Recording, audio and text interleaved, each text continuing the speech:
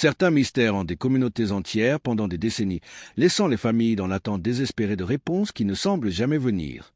Lorsque Margaret Chen, une conductrice de bus expérimentée, n'est pas rentrée de sa tournée habituelle en novembre 1989, les enquêteurs n'ont trouvé aucune trace, aucun témoin, aucun indice. Rien. Mais pourquoi les recherches se sont-elles concentrées sur la mauvaise zone pendant 20 ans? Quelles preuves cruciales les autorités ont-elles manqué? Et comment une tempête dévastatrice a-t-elle finalement révélé la vérité que tout le monde redoutait? Ce que l'ouragan Isabelle a mis au jour en 2009 allait tout changer. Margaret Chen avait 34 ans lorsqu'elle s'est volatilisée. Mère de 2 jeunes enfants, elle conduisait des bus pour l'autorité des transports en commun depuis 8 ans. Ses collègues la décrivaient comme une femme fiable, prudente et dévouée à son travail. Elle ne manquait jamais un service, ne se plaignait jamais des passagers difficiles et terminait toujours ses trajets à l'heure. Le 15 novembre 1939, elle a commencé ce qui aurait dû être un service ordinaire du mardi soir. C'était une ligne qu'elle avait parcourue des centaines de fois. Mais cette nuit-là, Margaret ne rentrerait jamais chez elle. La matinée du 15 novembre avait commencé comme n'importe quelle autre. Elle avait embrassé sa fille de 7 ans pour lui dire au revoir et avait promis à son fils de 5 ans de lui lire une histoire à son retour du travail. Son mari, David, confia plus tard aux enquêteurs que Margaret semblait heureuse et détendue ce matin-là. Elle avait même parlé de l'organisation de leur dîner de Thanksgiving, prévu 10 jours plus tard. Rien dans son comportement n'était inhabituel. Rien ne laissait présager que ce serait son dernier jour à la maison.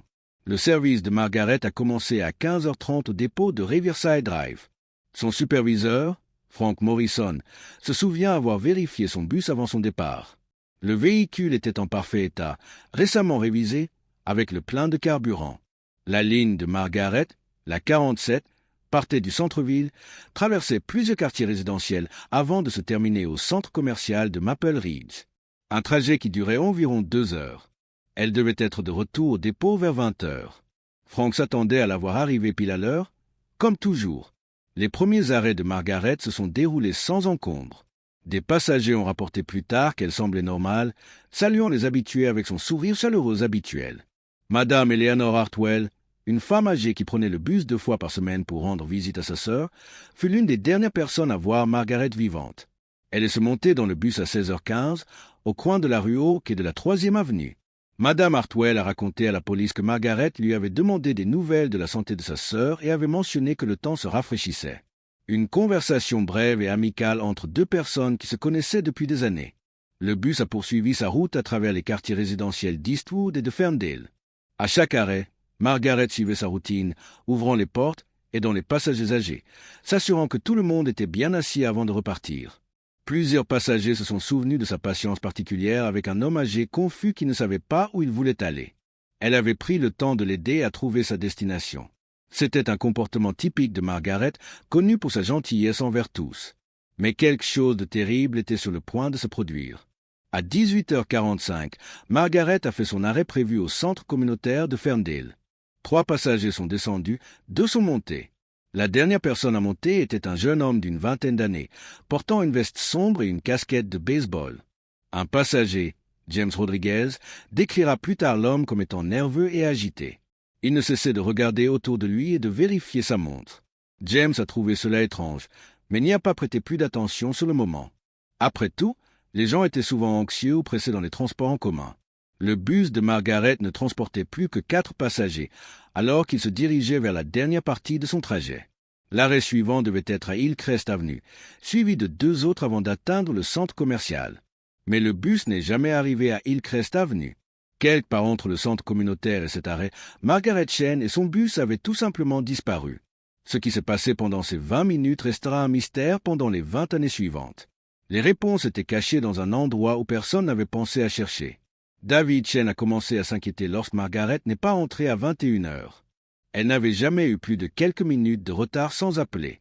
Il a tenté de joindre le dépôt, mais les lignes étaient occupées.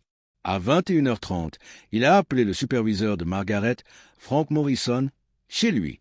Frank lui a dit que le bus de Margaret n'était pas revenu et qu'il commençait à s'inquiéter.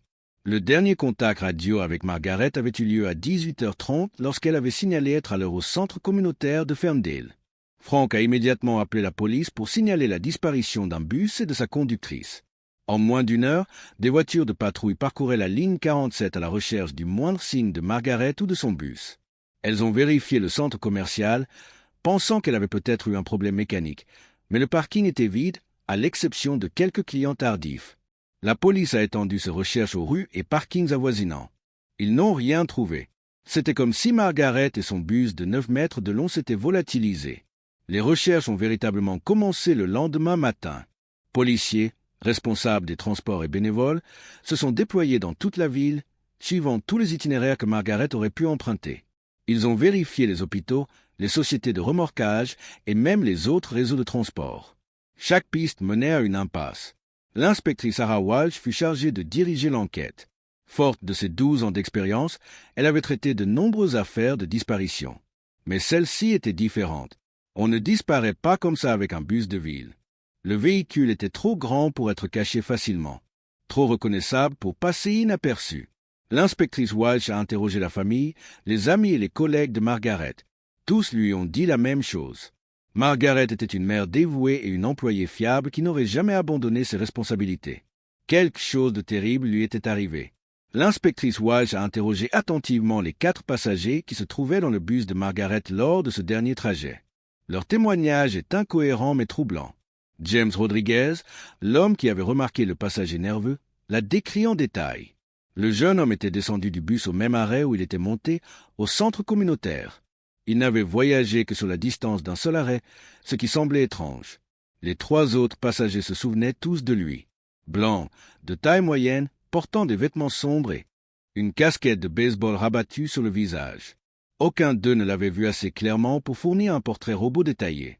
Mais tous s'accordaient à dire que quelque chose chez lui semblait suspect.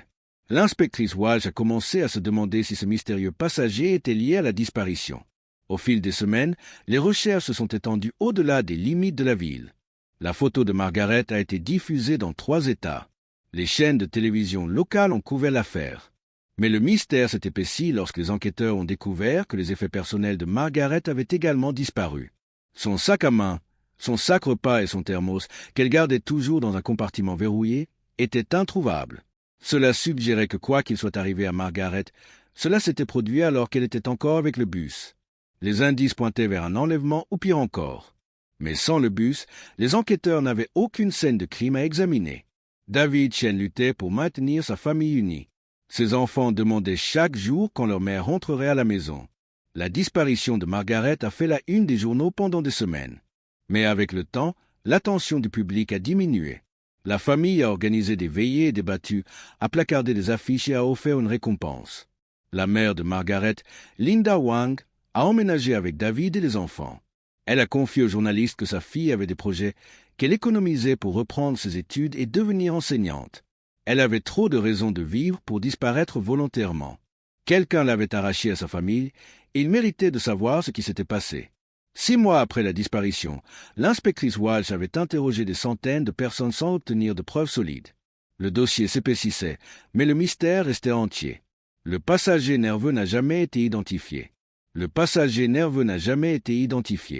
L'enquête interne de l'autorité des transports n'a rien révélé de suspect. Le dossier de Margaret était impeccable. Chaque piste semblait aboutir à une frustration. La disparition de Margaret a eu un impact profond sur l'ensemble du réseau de transport. Les conducteurs sont devenus craintifs, en particulier sur les services du soir. Le syndicat a exigé de meilleures mesures de sécurité. Les passagers, surtout les femmes voyageant seules, ont commencé à avoir peur de prendre le bus la nuit. La fréquentation des lignes nocturnes a chuté de manière significative. Le sentiment de sécurité de la communauté avait été brisé. Le mystère jeta une ombre sur toute la ville. À l'approche du 1er anniversaire de la disparition, diverses théories ont émergé. Crime crapuleux, implication du passager nerveux ou même une disparition volontaire. Une hypothèse rapidement écartée par ses proches. L'inspectrice Walsh penchait pour la thèse d'un détournement forcé. Mais cela soulevait des questions. Où était le bus? Comment cacher un véhicule aussi grand? Et pourquoi Margaret n'avait-elle pas utilisé sa radio pour appeler à l'aide? L'absence d'appel de détresse suggérait que tout s'était passé très vite. 2 ans après, l'affaire fut officiellement classée non élucidée. L'inspectrice Walsh avait été mutée. David Chen avait déménagé avec sa famille dans un autre État, laissant une adresse à la police dans l'espoir d'un appel qui ne viendrait peut-être jamais. Le cas de Margaret est devenu l'un de ces mystères qui ont une communauté destinée à rester à jamais sans réponse. Au fil des années 90, l'affaire fut occasionnellement rouverte par de nouveaux inspecteurs, sans succès. Le passager nerveux restait une énigme. À l'aube du nouveau millénaire, les avancées technologiques offraient un nouvel espoir. L'affaire de Margaret a été intégrée dans des bases de données nationales. Mais la technologie ne pouvait résoudre le problème fondamental. Il n'y avait aucune preuve matérielle à analyser. Le bus n'avait jamais été retrouvé, le corps de Margaret non plus. Margaret Chen s'était simplement évanouie, ne laissant derrière elle que des questions et un chagrin immense. Linda Wang, la mère de Margaret, n'a jamais perdu espoir. Elle organisait des services commémoratifs annuels, persuadée que quelqu'un, quelque part, savait ce qui était arrivé à sa fille. En 2003, l'inspectrice Maria Santos a repris le dossier. Elle allait être frappée par un détail. Lors du dernier contact radio de Margaret, à 18h30, Margaret avait signalé être à au centre communautaire de Ferndale. Mais les passagers se souvenaient d'avoir quitté cet arrêt à 18h85. Cette divergence de 15 minutes avait été attribuée à une simple erreur. Mais l'inspectrice Santos se demandait si cela pouvait signifier autre chose. Elle a découvert que le soir de la disparition, le centre communautaire accueillait un salon de l'emploi qui se terminait à 19h. Il y avait donc plus de monde que d'habitude dans le secteur. L'inspectrice Santos a commencé le travail fastidieux de retrouver les participants au salon, espérant que quelqu'un ait pu être témoin de quelque chose d'important. L'un d'eux était Thomas Mitchell. Il avait une mémoire remarquable et se souvenait clairement de cette soirée. Alors qu'il chargeait sa voiture sur le parking du centre communautaire, il avait remarqué un bus de ville à l'arrêt de l'autre côté de la rue. Ce qui l'avait frappé, c'était que le bus était resté là pendant un temps anormalement long. Il a estimé qu'il y était resté au moins 10 minutes, bien plus longtemps que la normale. Il avait supposé que la conductrice gérait un problème, mais n'y avait plus repensé jusqu'à ce que l'inspectrice Santos le contacte. L'observation de Thomas Mitchell a fourni le premier nouvel indice en plus d'une décennie. Si sa mémoire était exacte, le bus de Margaret était resté à l'arrêt du centre communautaire environ 10 minutes de plus que prévu. Cela pouvait expliquer l'écart entre son rapport radio de 18h30 et l'heure de départ à 18h45. Mais cela soulevait de nouvelles questions. Quelle était la cause de ce retard? L'inspectrice Santos a réinterrogé les passagers. Leurs souvenirs s'étaient estompés, mais James Rodriguez s'est rappelé qu'il semblait y avoir une sorte d'agitation à l'avant du bus pendant qu'ils étaient à l'arrêt. Il se souvenait que Margaret avait parlé à quelqu'un plus longtemps que d'habitude. Cet arrêt prolongé a pris une nouvelle signification lorsqu'il a été mis en relation avec le passager nerveux. Et si sa nervosité n'était pas due à une anxiété personnelle, et s'il avait planifié quelque chose impliquant Margaret et son bus, l'inspectrice Santos a établi une nouvelle chronologie. Margaret était arrivée à l'arrêt à 18h30. Quelque chose s'est produit au cours des 15 minutes suivantes, provoquant un retard. Le passager nerveux est monté pendant ce temps, a voyagé sur un seul arrêt, puis est descendu. Le bus de Margaret a continué sa route, mais n'est jamais arrivé. Le passager nerveux, resté la dernière personne connue, a avoir eu un contact avec Margaret avant sa disparition. Sur la base de cette nouvelle chronologie et des informations des témoins, l'inspectrice Santos a commencé à reconsidérer l'endroit où le bus de Margaret aurait pu se retrouver. Les recherches précédentes s'étaient concentrées sur les zones longeant le trajet officiel du bus et les rues avoisinantes. Mais si Margaret avait été forcée de dévier de son chemin habituel, et si on lui avait ordonné de conduire vers un lieu éloigné de son itinéraire normal, l'inspectrice procura des cartes détaillées de la région et commença à identifier des endroits isolés où un grand véhicule aurait pu être dissimulé. La zone de recherche fut élargie pour inclure des sites industriels abandonnés, d'anciennes carrières et des zones boisées denses dans un rayon de 80 km autour du dernier lieu connu de Margaret. Beaucoup de ces endroits n'avaient jamais été fouillés dans le cadre de sa disparition. Certains étaient des propriétés privées qui auraient nécessité des mandats de perquisition pour un accès complet. D'autres étaient si reculés qu'ils n'avaient pas été considérés comme des cachettes possibles pour un bus de ville. L'inspectrice Santos entreprit d'enquêter systématiquement sur ces lieux. La réalité du travail policier au début des années 2000 signifiait que les affaires classées recevaient souvent des ressources limitées. L'inspectrice Santos travaillait sur le cas de Margaret en parallèle de dizaines d'autres crimes non résolus. Elle ne pouvait autoriser d'onéreuses opérations de recherche sans preuves solides pointant vers un lieu spécifique. Le budget du département pour les enquêtes sur les affaires classées était serré et les hélicoptères ou les équipes de recherche spécialisées coûtaient des milliers de dollars par jour. Elle avait besoin d'indices plus concrets avant de pouvoir justifier de telles dépenses. Malgré ces contraintes, l'inspectrice Santos continuait de travailler sur l'affaire pendant son temps libre. Le week-end, elle utilisait sa propre voiture pour visiter des endroits reculés à la recherche du moindre signe du bus disparu. Elle contacta des pilotes locaux qui auraient pu remarquer des véhicules abandonnés lors d'exercices de vol. Elle s'adressa aux chasseurs et aux randonneurs qui fréquentaient régulièrement les zones isolées, leur demandant s'ils avaient jamais rien vu d'inhabituel. La plupart de ces efforts ne donnèrent aucun résultat, mais l'inspectrice restait déterminée à trouver des réponses. En 2005, l'inspectrice Santos avait épuisé la plupart de ses nouvelles pistes sans retrouver ni Margaret ni son bus. Le passager nerveux restait non identifié, malgré de nouveaux efforts pour le localiser.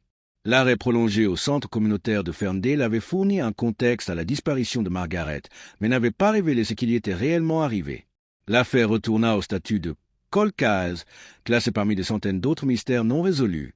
L'inspectrice Santos passa à d'autres missions, bien qu'elle n'oubliât jamais complètement Margaret Chen. Le temps qui passait n'avait pas apaisé la douleur de la famille de Margaret. David Chen s'était remarié et avait fondé une nouvelle famille, mais il pensait encore chaque jour à sa première femme. Les enfants de Margaret, devenus adultes, avaient appris à vivre avec l'incertitude entourant la disparition de leur mère. Ils avaient des carrières réussies et leur propre famille, mais les questions sans réponse sur le sort de leur mère continuaient de les affecter. Le mystère était devenu une partie permanente de leur vie, une blessure qui ne s'était jamais complètement refermée. En septembre 2009, 20 ans après la disparition de Margaret, l'ouragan Isabelle approchait de l'est des États-Unis. Les météorologues prévoyaient que la tempête apporterait de fortes pluies et des vents violents dans la région où Margaret avait disparu. Les responsables de la gestion des urgences avertirent les résidents de se préparer à d'éventuelles inondations, pannes de courant et dégâts matériels. L'ouragan s'annonçait comme l'une des plus puissantes tempêtes à frapper la région depuis des décennies. Lorsqu'Isabelle toucha terre, elle apporta des pluies torrentielles qui firent déborder les rivières et les ruisseaux. Lorsqu'Isabelle toucha terre, elle apporta des pluies torrentielles qui firent déborder les rivières et les ruisseaux. Des zones sèches depuis des années se retrouvèrent soudainement sous l'eau. L'onde de tempête poussa l'eau dans les vallées et les zones de basse altitude qui connaissaient rarement des inondations. Des routes furent emportées, des arbres déracinés et des bâtiments endommagés par les vents puissants. C'était le genre de tempête qui redessine le paysage, révélant ce qui était caché depuis des années. 3 jours après le passage de l'ouragan Isabelle, un résident local nommé Carl Henderson inspectait sa propriété dans une zone reculée à environ 50 km de l'endroit où Margaret avait disparu. La tempête avait causé des dommages importants à son terrain, emportant une partie d'une ancienne route d'accès menant à une carrière abandonnée. Alors que Carl se promenait pour évaluer les dégâts, il remarqua quelque chose d'inhabituel dans un ravin que les eaux de crue de la tempête avaient creusé davantage. Partiellement enfoui sous la boue et les débris, Carl pouvait voir ce qui semblait être les restes rouillés d'un grand véhicule. L'objet était en grande partie recouvert par 20 ans de végétation et de débris de tempête, mais Carl pouvait distinguer ce qui ressemblait à la forme caractéristique d'un bus de ville. Il contacta immédiatement le bureau du shérif local pour signaler sa découverte. En quelques heures, les enquêteurs étaient sur les lieux, excavant avec précaution ce qui allait s'avérer être la réponse à un mystère vieux de 20 ans. Le véhicule dans le ravin était bien un bus de ville et la plaque d'immatriculation confirma ce que les enquêteurs avaient espéré et craint. C'était le bus disparu de Margaret Chen. Le ravin se situait dans une zone densément boisée, accessible uniquement par un chemin de terre étroit et non balisé. Par temps normal, le bus aurait été complètement caché par la végétation dense. Seules les puissantes crues de l'ouragan Isabelle avaient suffisamment exposé le véhicule pour le rendre visible.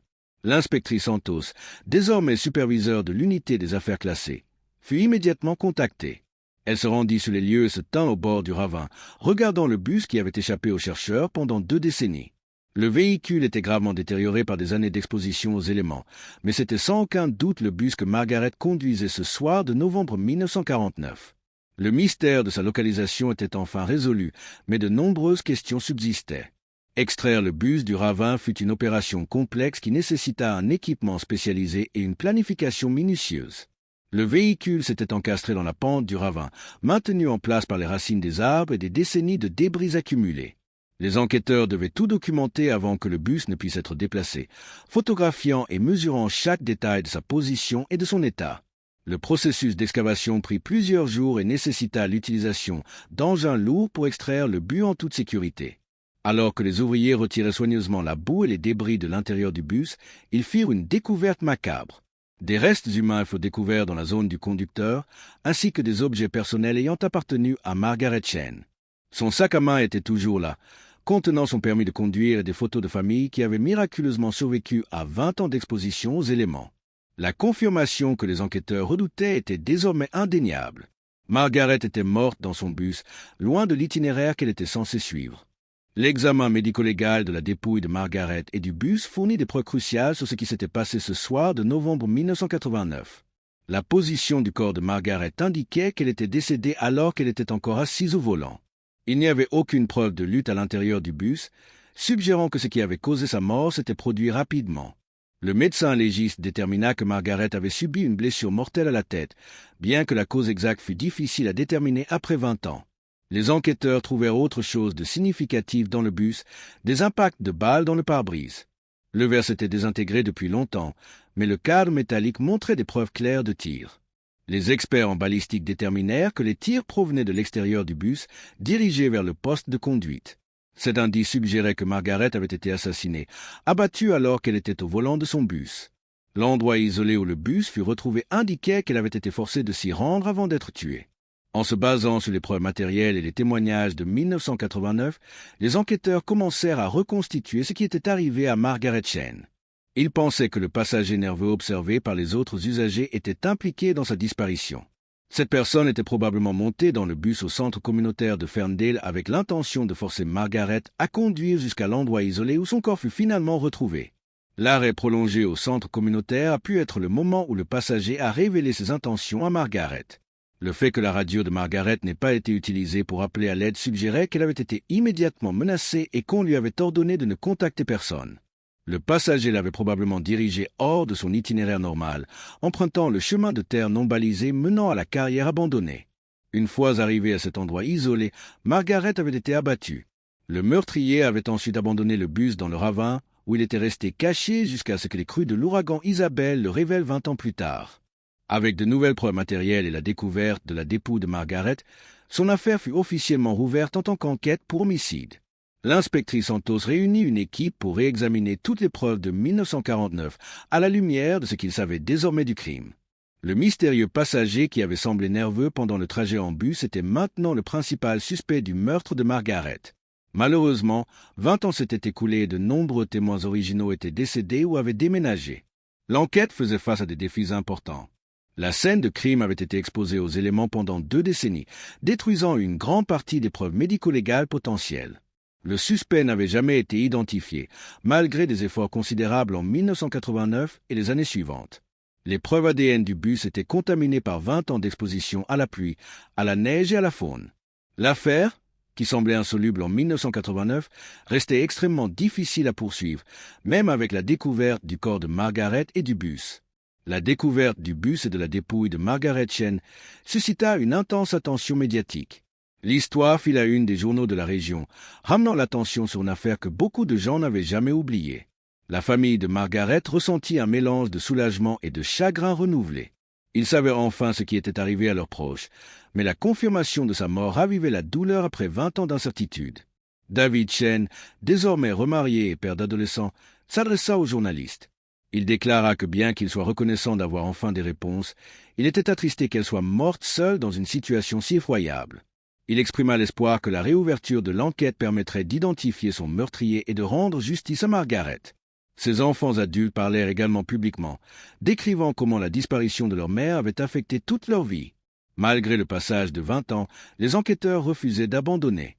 Ils réexaminèrent la description du passager nerveux, créèrent de nouveaux portraits robots vieillis montrant à quoi il pourrait ressembler en 2009 et distribuèrent ces images aux forces de l'ordre à travers le pays.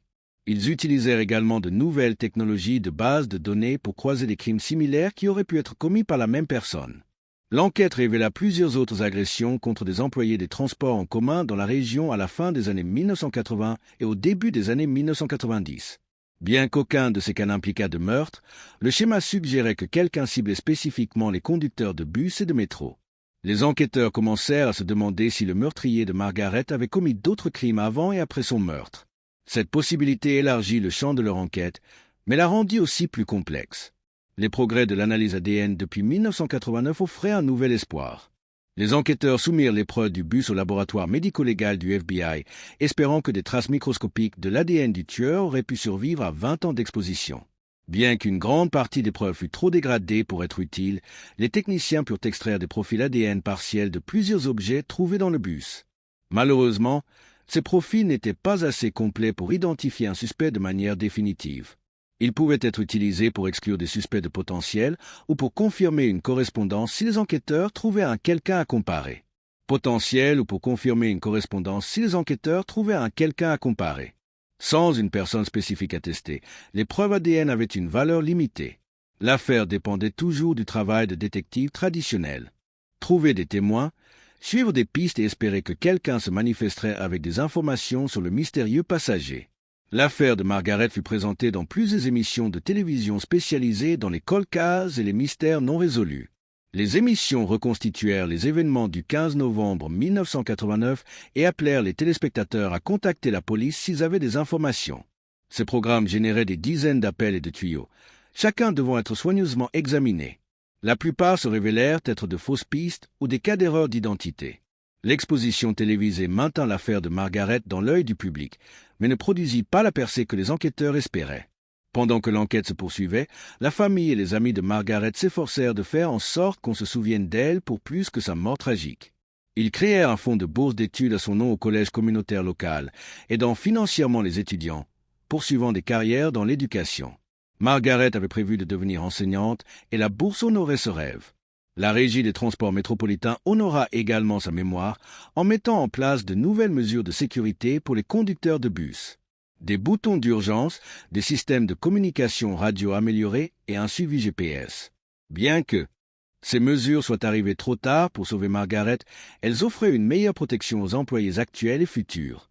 Pour les enfants de Margaret, désormais adultes avec leur propre famille, la découverte de la dépouille de leur mère apporta un sentiment de clôture qu'ils n'avaient jamais espéré connaître. Ils purent enfin organiser de véritables funérailles et l'inhumèrent dans le cimetière familial. La cérémonie réunit des centaines de personnes. La fille de Margaret, elle-même enseignante, prit la parole, expliquant comment la disparition de sa mère avait façonné sa vie. Elle exprima sa gratitude à tous ceux qui avaient travaillé pour maintenir l'affaire active au fil des ans et espéra que le meurtrier de sa mère serait un jour traduit en justice. L'enquête sur le meurtre de Margaret s'étendit à des cas similaires à travers le pays. Les détectives utilisèrent des bases de données nationales pour identifier d'autres crimes impliquant des agressions contre des employés des transports en commun. Ils trouvèrent plusieurs cas partageant des éléments communs avec le meurtre de Margaret, suggérant la possibilité d'un tueur en série. Un cas particulièrement intrigant concernait le meurtre d'un chauffeur de bus dans un État voisin, 6 mois seulement après la disparition de Margaret. La victime avait été retrouvée abattue dans son bus, découvert dans un endroit isolé similaire. La description d'un passager suspect dans cette affaire présentait des similitudes avec le passager nerveux du bus de Margaret. Malgré les efforts renouvelés et les techniques d'enquête modernes, l'affaire de Margaret commença de nouveau à piétiner. Les pistes générées par la couverture télévisée et la réouverture de l'enquête avaient été minutieusement explorées, mais aucune n'avait conduit à l'identification de son meurtrier. Les preuves ADN étaient insuffisantes pour une recherche en base de données et les preuves matérielles de la scène de crime étaient trop dégradées. L'inspectrice Santos, approchant de la retraite, continua de travailler sur l'affaire mais reconnut qu'elle pourrait ne jamais être résolue. En 2015, les progrès de l'analyse ADN offrirent un nouvel espoir. De nouvelles techniques permettaient aux scientifiques d'extraire des profils ADN utilisables à partir d'échantillons de plus en plus petits et dégradés. Les preuves du cas de Margaret furent de nouveau soumises au laboratoire du FBI. Les résultats furent mitigés. Bien que les nouvelles techniques aient révélé des marqueurs génétiques supplémentaires, les profils restaient incomplets. Cependant, ils pouvaient être utilisés pour exclure ou confirmer un suspect si les enquêteurs trouvaient la bonne personne à tester.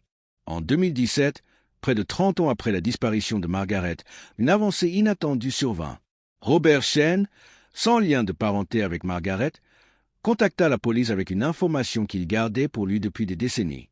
Robert était agent d'entretien au centre communautaire de Ferndale en 1989, et il avait été témoin de quelque chose la nuit de la disparition de Margaret qui le troublait depuis. Il expliqua qu'il travaillait tard ce soir-là. Vers 18h45, il était sorti vider des poubelles lorsqu'il avait remarqué un bus de ville garé à l'arrêt de l'autre côté de la rue. Ce qui attira son attention, c'est qu'un homme se tenait à l'avant du bus, se disputant apparemment avec la conductrice. L'homme semblait agité, gesticulant et se penchant vers la fenêtre du conducteur. Robert avait supposé qu'il s'agissait d'un différend banal et n'y avait pas prêté plus d'attention à l'époque. Le témoignage de Robert fournit de nouveaux détails cruciaux. Il décrivit l'homme comme étant blanc, probablement dans la vingtaine, portant des vêtements sombres et une casquette de baseball. L'homme avait semblé très contrarié et parlait avec intensité à la conductrice. Robert estima que cette confrontation avait duré environ 5 minutes avant que l'homme ne monte dans le bus. Ce qui poussa finalement Robert à se manifester, c'est d'avoir vu l'histoire de Margaret dans un documentaire criminel. Il réalisa que la dispute dont il avait été témoin aurait pu être le début de la séquence d'événements qui a conduit à son meurtre. Il se sentit coupable de ne pas avoir signalé ce qu'il avait vu plus tôt. Le témoignage de Robert aida les enquêteurs à comprendre ce qui aurait pu motiver le tueur. La confrontation à l'extérieur du bus suggérait que ce n'était pas un crime aléatoire, mais quelque chose qui avait dégénéré à partir d'un différend initial. L'inspecteur Torres, qui avait repris l'affaire de l'inspectrice Santos, partit à la retraite et mit l'hypothèse que le tueur était peut-être quelqu'un qui avait déjà pris le bus de Margaret et avait développé un grief contre elle. Partant de cette théorie, les enquêteurs commencèrent à examiner les dossiers d'emploi des entreprises qui avaient participé au salon de l'emploi au centre communautaire de Ferndale. Ils raisonnèrent que le tueur aurait pu assister au salon puis attendre le bus de Margaret pour la confronter. La tâche était énorme. Des dizaines d'entreprises avaient participé et des centaines de personnes étaient présentes. Beaucoup de ces entreprises n'existaient plus et les dossiers de 1989 étaient souvent incomplets ou détruits. En examinant les dossiers, les enquêteurs remarquèrent une tendance. Plusieurs des entreprises présentes au salon avaient eu des différends avec la Régie des transports au sujet de contrats municipaux. Une entreprise en particulier attira leur attention. Riverside Construction avait perdu un important contrat de réparation de route avec la ville juste 2 mois avant le salon de l'emploi. Le propriétaire de l'entreprise, Frank Kellerman, avait publiquement blâmé les responsables de la ville pour ce qu'il qualifiait de « traitement injuste ». Kellerman avait fait des déclarations virulentes aux journaux locaux accusant la municipalité de corruption et de favoritisme dans l'attribution de ses contrats. Les enquêteurs se demandaient si sa colère envers la ville n'avait pu s'étendre à des employés municipaux comme Margaret. La vérification des antécédents de Frank Kellerman révéla un passé jalonné de conflits avec l'autorité et des difficultés à maîtriser son tempérament. Il avait été arrêté à 2 reprises dans les années 1980 pour agression. Une fois pour avoir attaqué un client qui s'était plaint de son travail et une autre pour s'être battu avec un inspecteur en bâtiment qu'il avait verbalisé pour des infractions à la sécurité. Les 2 affaires s'étaient soldées par des accords de plaidés coupables, mais elles établissaient un schéma de comportement violent lorsque Kellerman se sentait lésé ou méprisé. Plus troublant encore, les enquêteurs découvrirent que Kellerman avait employé plusieurs jeunes hommes d'une vingtaine d'années en 1989, dont n'importe lequel aurait pu correspondre à la description du passager nerveux. Les enquêteurs obtinrent les registres du personnel de Riverside Construction et entreprirent de retrouver la trace de ces anciens employés. Beaucoup avaient changé d'emploi ou de ville, mais les détectives étaient déterminés à interroger chacun d'eux pour déterminer si l'un d'eux se trouvait au salon de l'emploi la nuit où Margaret avait disparu. Un ancien employé de Kellerman, Danny Walsh, intéressa particulièrement les enquêteurs. Âgé de 22 ans en 1989, il avait travaillé pour Riverside Construction comme manœuvre. Selon les dossiers, Walsh avait été licencié de son poste une semaine à peine avant le salon de l'emploi du centre communautaire de Ferndale. Il avait été renvoyé pour s'être présenté au travail en état d'ébriété et s'être disputé avec ses superviseurs. Le signalement de Walsh correspondait à celui du passager nerveux, blanc, de taille moyenne, la vingtaine. Retrouver la trace de Danny Walsh s'avéra difficile. Il avait déménagé fréquemment au fil des ans, occupant divers emplois dans la construction et le travail manuel à travers la région. Il avait été arrêté plusieurs fois pour des délits mineurs, notamment ivresse sur la voie publique, trouble à l'ordre public et conduite en état d'ivresse. Chaque arrestation s'était soldée par de courtes peines de prison ou une mise à l'épreuve, mais Walsh n'avait jamais été condamné pour un crime violent. Les enquêteurs le localisèrent enfin, vivant dans un parc de mobile home à environ 2 heures du lieu où Margaret avait été assassinée. Lorsque les détectives approchèrent Danny Walsh pour l'interroger en 2018, près de 30 ans après le meurtre, ils découvrirent un homme dont la vie avait été marquée par l'échec et la déception. Walsh avait maintenant 51 ans. Il était sans emploi et luttait contre l'alcoolisme. Il nia d'abord toute connaissance de Margaret Chen ou de sa disparition, affirmant n'avoir jamais entendu parler de cette affaire. Cependant, lorsque les enquêteurs mentionnèrent le salon de l'emploi du centre communautaire de Ferndale, l'attitude de Walsh changea de manière notable. Walsh admit s'être rendu au salon de l'emploi le 15 novembre 1989, cherchant du travail après son licenciement de Riverside Construction. Il prétendit ne se souvenir que de très peu de choses de cette soirée, disant qu'il buvait beaucoup à cette période de sa vie. Lorsque les enquêteurs insistèrent pour savoir s'il avait pris un bus de la ville cette nuit-là, Walsh devint agité et demanda à voir un avocat. L'interrogatoire prit fin sans aveu, mais les enquêteurs étaient convaincus d'avoir trouvé le meurtrier de Margaret. Avec Danny Walsh identifié comme leur suspect principal, les enquêteurs s'efforcèrent de monter un dossier solide pour le tribunal. Ils avaient des témoignages le plaçant sur les lieux, des preuves matérielles provenant du bus de Margaret et un mobile basé sur son récent licenciement et sa présence au salon de l'emploi. Cependant, l'affaire reposait encore en grande partie sur des preuves circonstancielles. Walsh n'avait pas avoué et les preuves ADN étaient insuffisantes pour prouver sa culpabilité de manière définitive. Les procureurs examinèrent les preuves et déterminèrent que, bien que Walsh fût probablement coupable du meurtre de Margaret, prouver sa culpabilité, au-delà de tout doute raisonnable, serait extrêmement difficile. Près de 30 ans s'étaient écoulés depuis le crime. Des témoins clés étaient décédés ou ne se souvenirent plus clairement des détails, et une grande partie des preuves matérielles avaient été dégradées par le temps et les intempéries. La décision fut prise de poursuivre l'enquête dans l'espoir de trouver des preuves supplémentaires qui renforceraient le dossier contre Walsh. En 2019, 30 ans après le meurtre de Margaret Chen, Danny Walsh fut retrouvé mort dans son mobil-home, victime d'une crise cardiaque apparente. Il avait 52 ans et n'avait jamais été formellement inculpé du meurtre de Margaret. Sa mort signifiait que la famille de Margaret ne verrait jamais son meurtrier être jugé, mais les enquêteurs restaient convaincus que Walsh était responsable de sa mort. L'affaire fut officiellement classée, bien que l'absence de condamnation laissa certaines questions en suspens. La famille de Margaret organisa une dernière cérémonie commémorative, marquant la fin d'une quête de justice de 3 décennies pour leur être chère. Ses enfants, désormais des adultes d'âge mûr avec leurs propres enfants, parlèrent de la manière dont l'affaire de leur mère avait affecté des générations de leur famille. Ils exprimèrent de leur gratitude aux enquêteurs, qui n'avaient jamais renoncé à trouver des réponses, même lorsque l'affaire semblait sans espoir. Bien qu'ils eussent préféré voir le meurtrier de Margaret jugé, ils trouvèrent une certaine paix en sachant qu'il n'était plus en vie pour nuire à quiconque. La découverte du bus de Margaret en 2009 avait apporté les réponses que sa famille attendait depuis 20 ans. L'ouragan Isabelle avait littéralement mis la vérité à jour, révélant ce que tout le monde avait craint, mais avait besoin de savoir. L'histoire de Margaret Chen est devenue un rappel que certains mystères, aussi froids soient-ils, ne meurent jamais vraiment. Parfois, la justice ne vient pas des salles d'audience et des condamnations, mais du simple fait de savoir enfin ce qui est arrivé à un être cher et regretté. Au final, on ne se souvient pas de Margaret comme d'une victime, mais comme d'une mère dévouée, d'une travailleuse acharnée et d'un membre chéri de sa communauté, dont le souvenir perdura bien après que le mystère de sa disparition fut résolu. La question qui hante encore les enquêteurs aujourd'hui est de savoir si Danny Walsh a agi seul ce soir de novembre ou si quelqu'un d'autre connaissait ses intentions et a choisi de garder le silence pendant 30 ans. Ou si quelqu'un d'autre connaissait ses intentions et a choisi de garder le silence pendant 30 ans.